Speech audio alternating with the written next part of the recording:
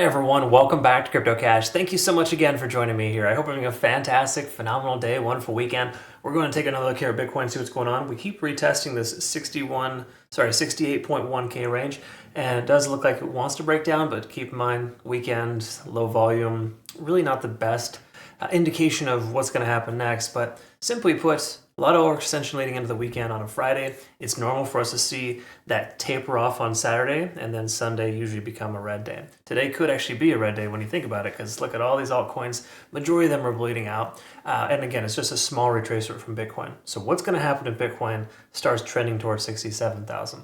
I don't know. To me, it seems like it's going to be a very, very big problem for altcoins. So that's me personally just thinking out loud here. So I wouldn't necessarily recommend taking altcoin trades to the upside. Maybe not even consider shorts either. I know it's weird and crazy, but perhaps just waiting for a better opportunity would be a good call. So either way you look at it here, let's go ahead and jump into a few things and kind of double check the backend data first. Let's go ahead and start with liquidation data on the left-hand side. This is the last 7 days worth of liquidation. We can see, of course, same thing as yesterday, really just a heavier concentration at 69K.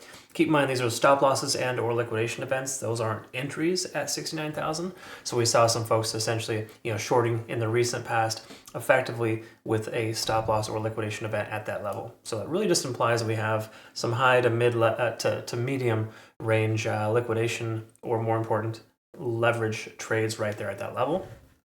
And we look at the larger picture here too. This is a very, very deep concentration. Each one of these lines is about almost 10 billion. So 1, 2, 3, 4, 5, maybe just say 6 to 7, maybe 60 to 70 billion in liquidation, upwards of about 70,000. So there's a lot going on there. But there's a lot of confidence too in taking the shorts at that level as well. So again, that's a resistance range for a reason. That's a lot of reasons why we are seeing that happen. And if we look here too, the liquidation delta is just way too high. Yesterday it was upwards of about 10 billion. Now it's tapered off to about 6. But when I see this getting really high for too long, usually you're going to start seeing some liquidation events occur, generally to the downside here, since those are a bunch of longs. So just keep in mind, we got a lot of longs in the market.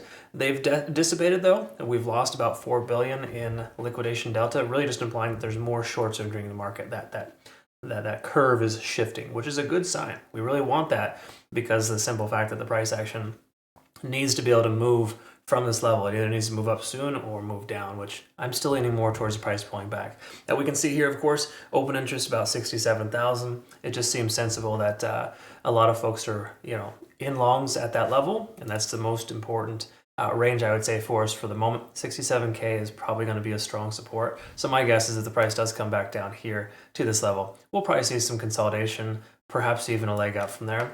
I would be interested in a long in the 66 to 67K range, at least at this current point, like right now at this exact level. Now, I'm not going to take a blind long at 67,000 if that happens in a week from now, right? I'm going to reevaluate, make sure it's worth it. But generally speaking, that's what I'm leaning more towards. And as you can kind of see here from my playout chart from yesterday, generally speaking, we're looking at most likely range-bound activity between 67 and 68,000 if the price enters that range, or 68 to 69 until it defines its level. Lately, Bitcoin has been ranging pretty well, and we had a bullish rectangle essentially here, letting us know that, hey, we were about to break to the upside. It did, and now it's up there. What's it going to do next? Okay, so it's not an exact science, but for the most part, this should work as a support level, so 68K should hold, but I don't really think it's going to be a super strong holder based on the fact that we have diminishing volume and a lot of other complementing factors with way too much leverage longs right now in the market. All right, so let's go ahead and take a look at the daily and work our way down. What we're going to do is take a quick look here at some traditional indicators and just kind of keep it simple, right, folks? Because in trading, if you use way too many indicators, you're going to have a lot of problems. You also use way too many time frames. I see some people with like 50 time frames across the top. Like, really, what are you doing? That makes no sense at all. It's like trying to make a decision at a restaurant that has like 1,000 items. Like, have you guys gone to, what is it, Cheesecake Factory? That place is insane. I can't make a decision at all. I need 2 or 3 choices and that's it. The reason why that's relevant though is because you have too many choices, you're going to have too many options, and too many options provides over analysis. So just kind of throwing it out there. Be very careful doing that yourself and or trusting others who do it themselves. It just seems kind of like they're looking for answers that aren't kind of forcing yourself to find an answer. We should be convincing ourselves not to take a trade. Really, that's just the bottom line, not the other way around. What I'm getting at here is at 70 on the RSI is a resistance range. If we kind of see that we're rejecting off that until we break free from that, we cannot presume we're going to see this, see a run continue further up. I know everyone's talking about parabolic runs and that we've broken our descending trend line, which is true, for sure, yeah. But taking it along to 100,000 right now it just doesn't. I don't think we're quite in the cards yet. Again, there's a lot of reasons why. We got to break our all-time high first, which is 74,000-ish. We got a lot of ground to cover between now and then. All that being said, though, we can see here, of course, that the money flow index is right there with the RSI. Generally a good sign, but stochastic pulling back. We are still over all moving averages on the daily. They're well behind. They're going to be behind for a while. And if we take a look here, of course, this is nothing super substantial. We've known this in the past. I highlighted this previously, but there's a fair value gap as low as 64,700. That's that previous resistance turn support range. So I don't think we're going to see that happen just yet, but we get closer to that. Just know there's a fair value gap there as low as about 63K, because again, the price just took off and didn't look back. So fair value gaps, folks, too, just so you know, the reason why they're relevant is just because they have a lot of there's a lot of volume there, essentially, where like somebody got a really awesome position and the price went up. So oftentimes those market makers, the ones that drive the price up, it's not people like you and I, by the way, they want to secure value because they have an average price of 63K. So they're going to sell until they get there. That's usually how it works. But right now there's a lot of opposition. I don't think they have the power to sell per se, because there's a lot more irons in the fire, or traders in the market, so to speak. So when you get close to those levels, they're more likely to be hit. When this far away, it's probably a lower likelihood. Okay. Either way you look at it, I just want you to know that it's there. Again, knowledge is power. Taking a look here, of course, we can see the 20-day SMA. Let's zoom in for this guy. And this is a big trend setter, so being above it, all good. Again, that's why maintaining 68K I think is important. Losing 68K could shift momentum here, so we can kind of essentially run towards 67. So I think we close somewhere in the upper 67K range. It would seem probable that we're going to see the lower 67K range retested. It just kind of seems very indicative to me, just based on how range-bound Bitcoin is acting and performing. Okay, so that's kind of the status there. As far as moving averages and everything else here, RSI, we can see traditional RSI tapering off. Money flow index is increasing, but you got to recognize, again, weekends are kind of funky. The reason why this happens is because 2 weeks ago, 2.5 trading days ago, we can see these last candles are dropping off. So some of these high volume candles are falling off, so the money flow index is increasing. Not a lot of people recognize that because they have like these market ciphers and all these little things, these fun little gadgets that kind of don't really tell you what's going on. They give you red and green dots, right? Well, this is a false positive. Generally, weekends, that is exactly why they're not really trustworthy, because you get a lot of identifications like that.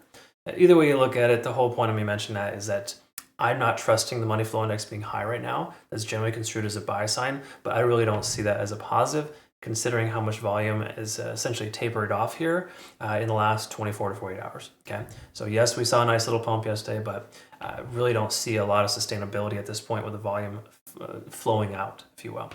Even though the money flow index shows it's coming in, right? That's the funny thing about it. Again, it's just something I pick up on per se. It's not to say it's wrong or right. It's just an observation, and it's just something to be mindful of, because money flow does take the last 14 candlesticks on whatever time frame you're on. And 14 candlesticks ago is approximately 2.5 to 3 days ago, right? So that's just kind of how that works, at least according to the 4-hour chart. The hourly time frame, we can recognize here that we're still in good shape. We're above the cloud, implying that we have support at 68K. We got to wait and see if that holds. However, the lagging span is now intersecting with the price action, breaking to the downside. This is that shift in momentum that you see, generally, that a lot of people are unable to identify. And really what it boils down to is that you should secure profits on a long if you're in the green. If you took a long at 64, 65, 66K, why are you holding out to 100,000? You're getting eaten up on leverage and the fees from your exchange. You got to understand, it's a lose-lose situation if you hold on for too long. So why not secure profits on a profitable trade? Just doesn't, I don't know why people can't do that. But either way, again, to each their own. I've been in the industry for over 20 years, and I can tell you that I was too greedy for too long, and I could have done a lot better, a lot sooner, if I had just learned how to secure profit. The point of me mentioning this is that this indication is a good a good signal, if you will, letting us know that securing profits would be advantageous because we're losing our momentum here. The lagging span is free and clear of the downside. That's generally a bearish sign. The conversion lines below the baseline implying we've lost momentum. While we are seeing and experiencing a rising wedge here, there's also some bearish signs here letting us know that that shift in momentum is likely to break down more so than up. Okay. Now again, that was a very crude illustration, but generally speaking, I don't foresee the price bouncing from here. Even though I think 68K should hold, we got to wait and see though. Again, I know it requires patience and it's very frustrating to do that. But the truth is, we're soon to enter the Ichimoku cloud here, and unless we cleanly break below 67.9, 68K roughly, then we're going to be in this completely indecisive moment, right? So me personally, I'm not telling you to take a short. I'm just telling you that if you're in a long, you should secure profits because it looks like the momentum is shifting.